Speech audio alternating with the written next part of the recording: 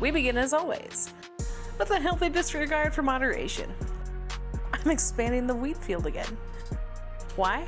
Because my empire runs on carbs and spite. This stop, I'm extending to the north, the northeast, the east, the little southwest, but only on odd days and under the crescent moon. Oh no, it's way over there. Oh shit. I show the expansion direction like I'm a weather forecaster having a nervous breakdown. Expect a high pressure in the hay bales and 40% chance of crows with knives. Then, like a dramatic descent into madness, or my basement, I take the longest staircase down. The kind of long staircase that makes you question your life choices.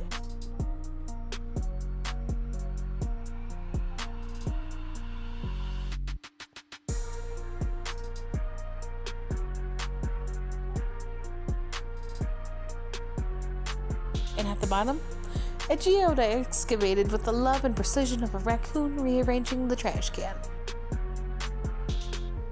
I've got a little crystal farm down there. It's not pretty, but it works.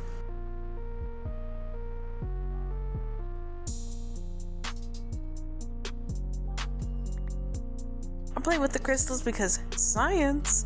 I know you can tint glass with it. In my hand, it's like a real purplish black. Kind of like a haunted plum. But when placed, that purple vanishes faster than my patience during redstone tutorials.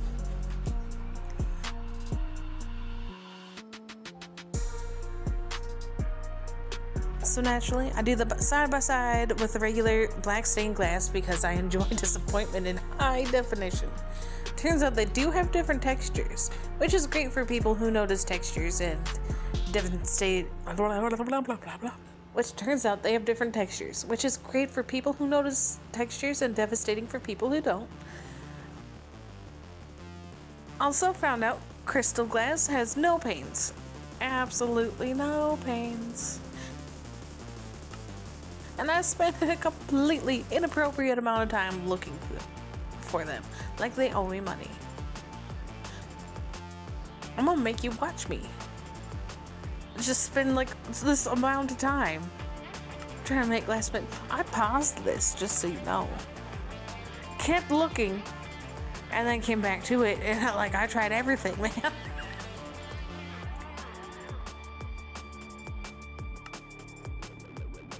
Then I spiral into a crisis involving my front door.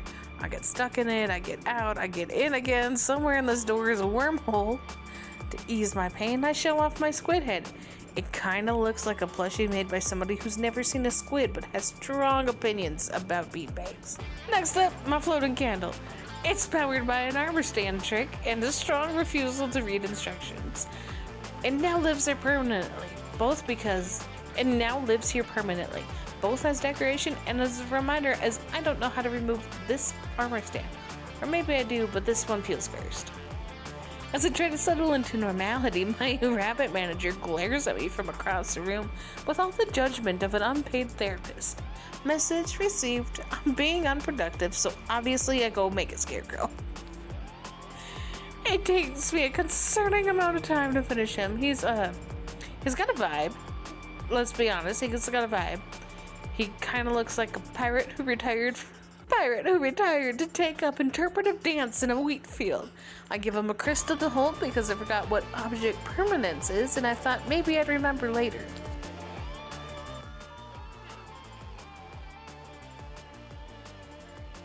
As if summoned by comedic timing itself, the wandering traitor shows up. Again. He's been in more episodes than me at this point. I've checked the footage. Since I'm still on a head-hunting arc and many blocks aren't in my budget yet, I readied the emeralds. He walks right into my house like he pays rent, and then mid-trade he Houdinis himself to the other side of the house. Sir, you are not allowed to teleport unless you brought... You are not allowed to teleport unless you brought me an ender chest and a formal apology. I finally find my sword after checking every chest except for the one it was in. And then it was wartime. His llamas go down first. It's not personal. They're just the greater threat. And I've played enough tower defense to know how to prioritize targets.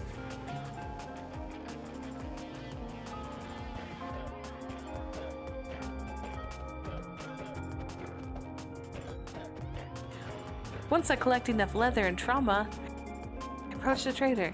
I hit him once and he panics and he goes, no, please, don't hurt me. I'll work for the rabbit. And I consider this for all of 2 seconds, as the rabbit already has 2 armadillo henchmen and does not need a 3rd employee. So I slap him again, and then he's gone, and I'm once again the sole owner of my own house. To cleanse the palate, I take a walk to my future nether portal. It's positioned right behind my custom-built staircase to nowhere. Now, most people believe that stairs lead to another dimension. This one for sure does, because I said so, and I built it on a Tuesday under suspicious circumstances.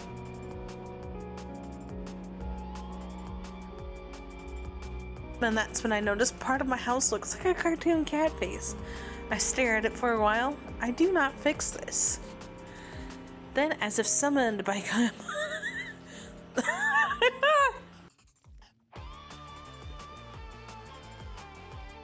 Then I go on a minor quest to scavenge supplies from another nether site.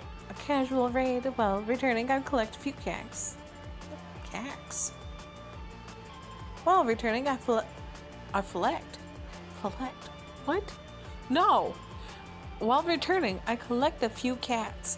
I'm still trying to fill the emotional void left by Enda's mysterious departure.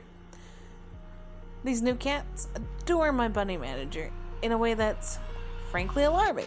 I separate them for the safety of the bunny and the legal protection of my insurance.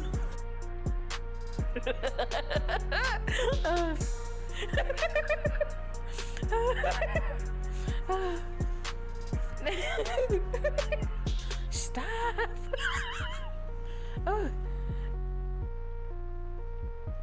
Now brace yourself for cinema. I lay down in bed, close my eyes, and when I open them, I'm suddenly on top of the staircase to nowhere building a nether portal. It's so smooth.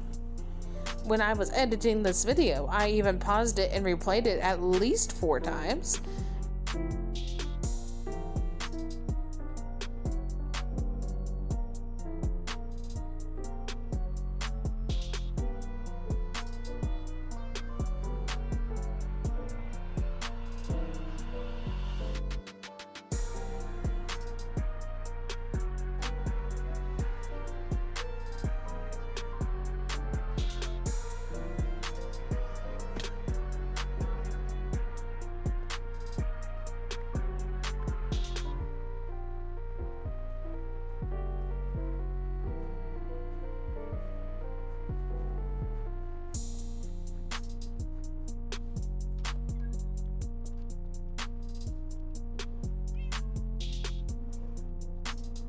For science, and because I don't want unsolicited visitors, I grab some carpet. Logic says if you make your house slightly annoying to navigate, people and monsters alike will leave.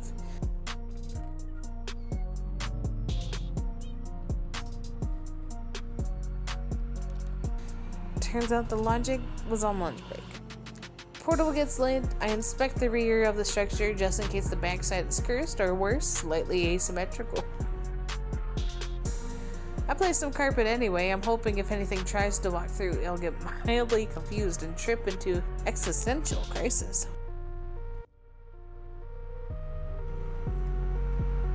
And that's where we end. Wheat fields planted, grass? No, you just cut the lawn. Crystal glass questioned, squid plush admired, trader evicted, bunny respected, portal activated, and now there's carpet involved. Because in the series progress is in a straight line, it's a staircase to nowhere with a really strong aesthetic.